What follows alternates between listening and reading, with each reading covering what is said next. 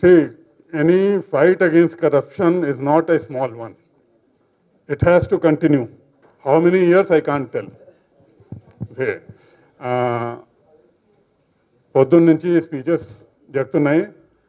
లాస్ట్లో మాట్లాడితే it is challenge. ఎందుకంటే what I should say which has not been set till now. See, that is a challenge.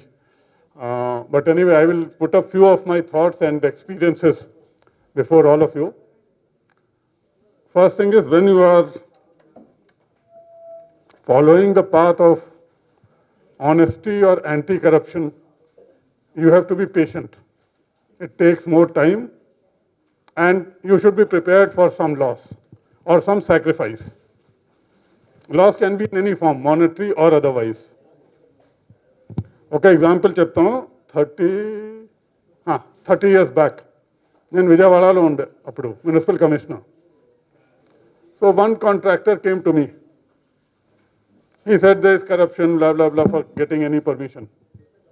So apdo I told him, you don't pay any money at any level. I will ensure from at my level and below that your work will be done without paying money.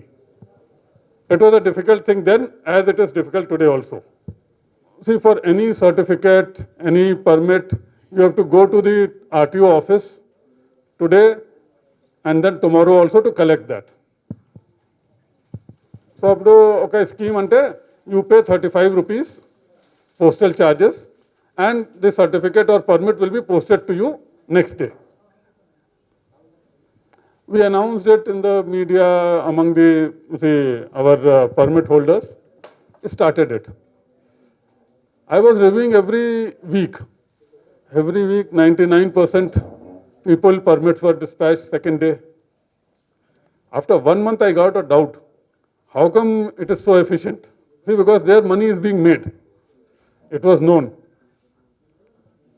When I went into detail, I found out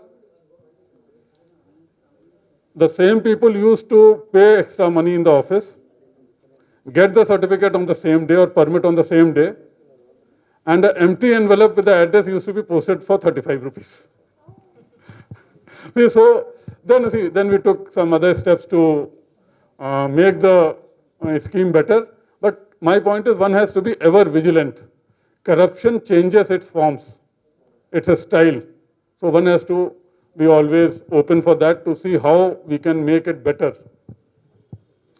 Third point, which has been emphasized in media and other places, corruption has a huge cost on the economy.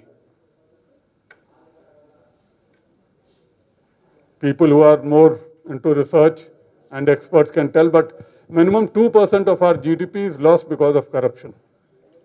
So if we are taking up anti-corruption drive, anti-corruption movement, we are contributing not full 2% because there's still much corruption either, but we are contributing to the economy as well by ensuring at least part of the activities in the society with the government and outside are honest. So the anti-corruption movement of Rajendra should be seen as an economic activity for the society and country as a whole. Lastly, I would say,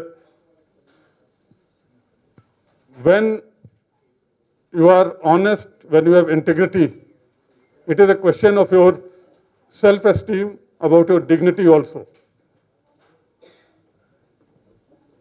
How it is a matter of dignity. If a person A is honest, that means he cannot be bought by money. See, that's a big thing. In today's society, when we see the game of money being played almost everywhere. So honest people should be seen as men of dignity, men or women or persons who cannot be purchased with money, who are trying to do things right as per their limitations. See, no one is perfect. No one can say that I've done all the right things or I've not done anything wrong, but not being purchased by money as a commodity, where that is the normal thing prevalent in the society. That is a question of dignity, self-esteem for any person.